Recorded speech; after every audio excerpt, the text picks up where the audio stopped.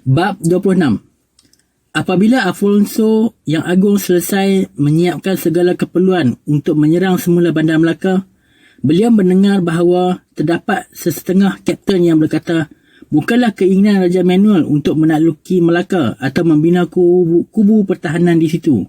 Apabila beliau mendapat tahu tentang ini, beliau memanggil mereka datang ke kapalnya serta orang-orang bangsawan dan pegawai-pegawai lalu memberi ucapan.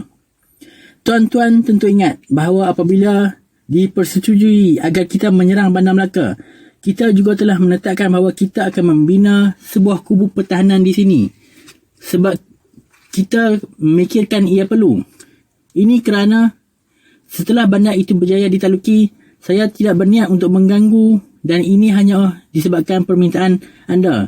Maka saya membatalkan serangan tersebut dan mengundurkan tentera. Setelah saya bersedia untuk kembali menawan bandar tersebut, saya dapati anda telah berubah fikiran. Ini tidak mungkin disebabkan orang Islam lebih daripada kita, tetapi kesalahan seperti yang telah saya beritahu anda, cita-cita dan keputusan saya sepanjang saya menjadi Gubernur India, bukan untuk membahayakan nyawa manusia di dunia, kecuali di tempat-tempat yang diperlukan untuk membina kubu pertahanan. Walaupun anda semua telah bersetuju tentang apa yang patut dilakukan, saya memohon kepada anda untuk memberitahu saya semula dengan menulis secara ikhlas tentang apa yang patut saya lakukan. Oleh kerana saya terpaksa menggunakan pendapat saya sendiri tentang masalah ini dan mengesahkan tindakan saya kepada Raja Manuel, saya tidak berharap untuk menjadi orang yang bertanggungjawab terhadap mereka. Terdapat banyak sebab yang boleh saya berikan kepada anda tentang sebab-sebab perlunya kita menawan bandar tersebut dan membina kubu di sana bagi mengawalnya. Walau bagaimanapun, saya tidak membenarkan anda kembali kepada keputusan sebelum ini. Pertama ialah perkhidmatan yang baik untuk kita persembahkan kepada Tuhan dengan menghalau orang Islam dari negeri ini dan menghalang pengaruh golongan Muhammad daripada berkembang.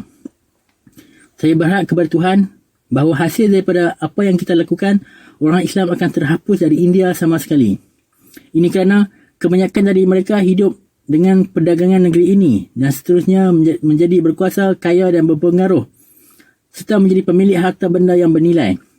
Saya percaya bahawa Raja Melaka tidak akan cuba untuk memberi syarat kepada kita dalam usaha untuk memastikan keselamatan kedudukan Baginda. Baginda pernah mengalami kekalahan dan mengetahui sejauh mana kekuatan kita, dan sekarang selepas 16 hari berlalu, tidak ada lagi harapan bahawa bantuan akan tiba dari luar. Saya percaya Tuhan akan menutup fikirannya dan menjadikan hatinya kaku kerana Baginda mahu menguasai perniagaan di Selat Melaka ini. Raja Portugis seringkali memerintahkan saya pergi ke Selat kerana Baginda merasakan bahawa ia tempat terbaik untuk menghalang pedagang Islam di Kahirah, Makkah dan Jeddah daripada meneruskan kegiatan mereka.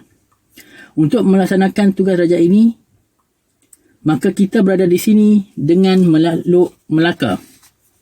Kita akan dapat menutup selat ini supaya orang Islam tidak dapat membawa rempah-rempah melalui jalan ini.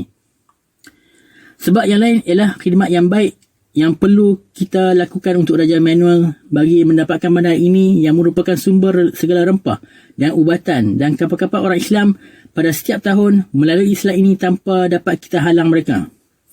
Jika kita dapat menghalang mereka dari pasaran tradisi, mereka tidak akan ada pelabuhan atau tempat lain di daerah yang sesuai seperti ini yang dapat digunakan. Kita dapat mengawal perdagangan lada Malabar. Oleh itu, Kahirah tidak dapat menerima apa-apa kecuali yang diperoleh oleh orang Islam dari daerah ini. 40 atau 50 buah nau berlayar setiap tahun dari sini ke Makkah, dipenuhi dengan berbagai rempah. Mereka tidak boleh ditahan tanpa usaha yang besar dengan rondaan yang berterusan oleh Angkatan Laut di Teluk Cape Comorin. Lada Malabar yang diharapkan oleh mereka kerana Raja Calicut telah menjadi sekutu mereka. Kini di bawah kuasa kita, iaitu melalui kawalan Gubernur India, dan orang Islam tidak dapat mengambilnya dengan banyak dari sana seperti yang diingini mereka. Saya merasa yakin jika perdagangan Melaka diambil alih dari tangan mereka, Kahirah dan Makkah akan hilang sepenuhnya dan tiada lagi rempah yang akan diterima oleh orang Venice kecuali mereka ke Portugal untuk membelinya. Jika anda rasa sukar untuk percaya bahawa Melaka merupakan bandar yang besar dengan penduduk yang ramai, anda memang tidak silap.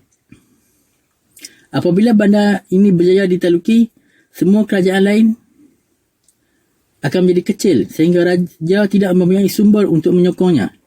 Jika anda khawatir penalukan ini akan memerlukan perbelanjaan yang besar dan tidak ada tempat lagi bagi orang-orang kita dan kapal kita dapat dilengkapkan semula, saya yakin pada ihsan Tuhan bahawa sebaik saja kita menguasai Melaka yang mempunyai kota kubu yang cantik, dan jika dilantik orang yang benar-benar tahu tentang cara untuk mentadbirkannya dan untuk memakmurkannya, maka segala perbelanjaan akan dapat ditampung daripada cukai-cukai tempatan.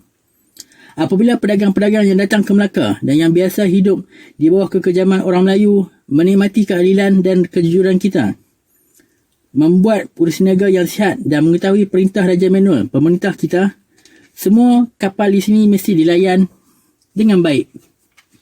Maka saya yakin bahawa mereka akan datang dan menetap di sini serta membina dinding emas untuk rumah mereka.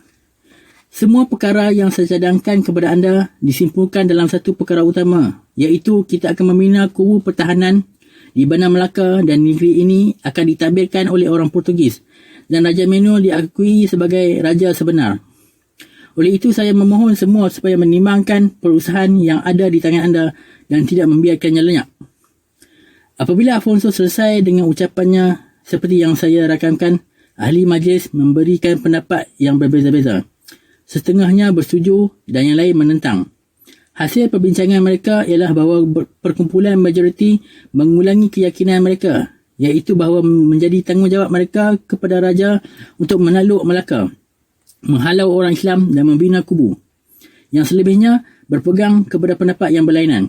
Mereka berkata Bandar Melaka tidak seharusnya diserang semula kerana hasilnya tidak meyakinkan, dan sudah cukup untuk membalas orang-orang Islam tentang apa yang dilakukan oleh mereka kepada Diego Lopez de Sequeira dan orang-orangnya. Mereka mendakwa walaupun sekiranya mereka mempunyai semua keperluan untuk membina kubu, mereka tidak ada masa untuk menyiapkannya kerana monsun sudah bermula dan mereka mesti berlayar balik ke India dengan segera. Tambahan lagi, mereka tidak tahu apa yang berlaku di Goa sejak pemergian mereka. Afonso di Albuquerque mengambil perhatian tentang perbezaan pendapat di kalangan ahli majlis. Beliau mengambil pendapat majoriti dan menetapkan untuk menyerang Melaka dan memastikan agar mereka dapat menawannya. Beliau mengambil keputusan untuk meletakkan semua persoalan di tangan Jesus Christ kerana beliau akan menerima segala-gala yang ditetapkannya.